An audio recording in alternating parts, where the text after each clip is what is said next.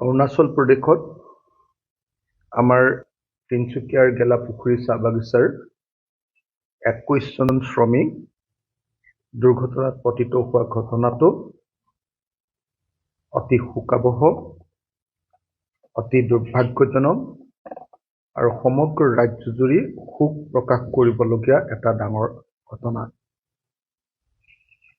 21 জন শ্ৰমিকৰ প্ৰায় আটাইকেইজনেই মৃত্যুমুখত পৰা বুলি আমি খবৰ পাইছিলোঁ। এতিয়া গম পাইছোঁ যে 18 জন শ্ৰমিক ইতিমধ্যে মৃত্যুমুখত পৰিছে।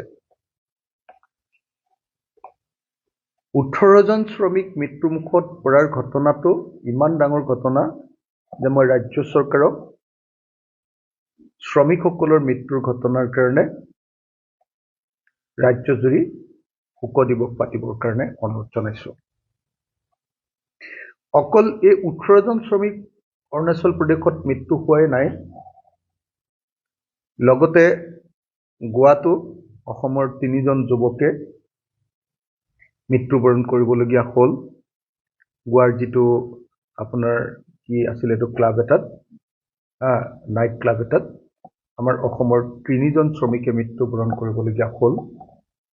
গতিকে এইফালে 18 প্লাছ 3 জন, টোটেল 21 জন শ্ৰমিকে এই সময়খিনিত মৃত্যুক আঁকোৱালি ল'বলগীয়া হোৱা ঘটনাটো অসমৰ এই সময়খিনিৰ ভিতৰত আটাইতকৈ ট্ৰেজিক ঘটনা, আটাইতকৈ দুখজনক ঘটনা।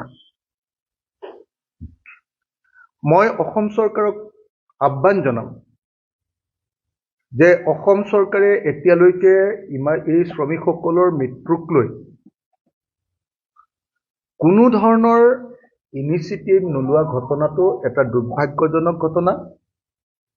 মই অসমৰ মাননীয় মুখ্যমন্ত্ৰী আৰু অসমৰ মাননীয় শ্ৰম মন্ত্ৰী মহোদয়ক অনুৰোধ জনাম যে এনেকৈ 21 জন শ্ৰমিকৰ মৃত্যু হোৱাৰ ঘটনাৰ কাৰণে আহক আমি অসমত এটা শোক দিৱস পালন কৰোঁ আৰু অসমৰ প্ৰত্যেকটো কাৰ্যালয়ত আমাৰ জাতীয় পতাকা অৰ্ধনমিত কৰি আহক আমি শ্ৰমিকসকলৰ প্ৰতি শোক প্ৰকাশ কৰোঁ আৰু সকলো ধৰণৰ চৰকাৰী কাৰ্যসূচীৰ পৰা অন্ততঃ এসপ্তাহৰ কাৰণে কোনো ধৰণৰ সাংস্কৃতিক বা এণ্টাৰটেইনমেণ্ট প্ৰগ্ৰেম যাতে নকৰে তাৰ কাৰণে মই চৰকাৰক আহ্বান জনাইছোঁ। একেটা সময়তে মই আহ্বান জনাইছোঁ যে প্ৰত্যেকজন শ্ৰমিকৰ ঘৰলৈ অতি কমেও মইতো ভাবোঁ যে 50 লাখকৈ অন্ততঃ টকা দিব লাগে যাতে পৰিয়ালকেইটা বাচি যায়। পৰিয়ালকেইটাৰ জীৱিকাৰ একমাত্ৰ উৎস এই শ্ৰমিকসকল আছিলে। গতিকে এই শ্ৰমিকসকলৰ এটা পৰিয়ালক মই 50 লাখকৈ টকা দিবৰ কাৰণে কেন্দ্ৰীয় চৰকাৰ আৰু ৰাজ্য চৰকাৰক অনুৰোধ জনাইছোঁ।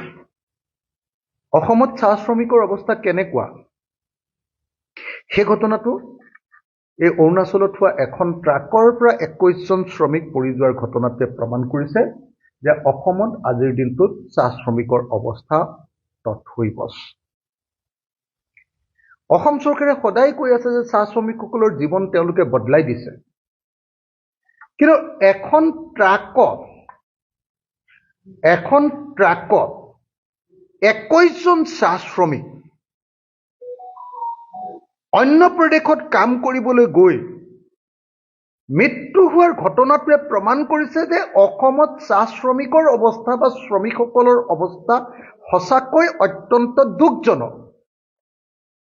আৰু এই কথাটো লুকুৱাবৰ কাৰণে ৰাজ্য চৰকাৰে এতিয়ালৈকে এই 21 জন শ্ৰমিকৰ মৃত্যুৰ ঘটনাটোক লৈ ডাউন প্লে কৰি আছে, এইটো প্ৰচাৰ হ'বলৈ দিয়া নাই।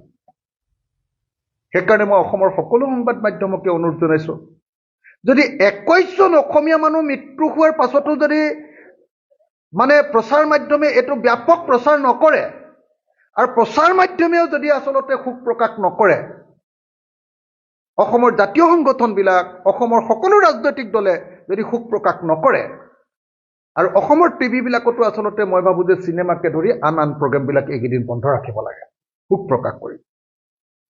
আৰু অসম চৰকাৰক মই এই মুহূৰ্তত সকলোকে জাতীয় পতাকা অন্ততঃ 2 দিন বা এদিন অৰ্ধনমিত কৰি আৰু সকলো ধৰণৰ ফূৰ্তিৰ ধেমালিৰ এণ্টাৰটেইনমেণ্টৰ প্ৰগ্ৰেম সকলো চৰকাৰী কাৰ্যসূচীৰ পৰা বন্ধ কৰি আৰু অসমৰ মুখ্যমন্ত্ৰীয়ে শ্ৰমিকবিলাকৰ ঘৰলৈ গৈ তেওঁলোকক ক্ষতিপূৰণৰ 50 লাখ কোটি টকা দিবৰ কাৰণে মই আহ্বান জনাইছোঁ, যাতে সঁচাকৈ অসমত এই দৰিদ্ৰ পীড়িত শ্ৰমিকসকল, বিশেষভাৱে চাহ শ্ৰমিকসকলৰ অৱস্থা অত্যন্ত বেয়া।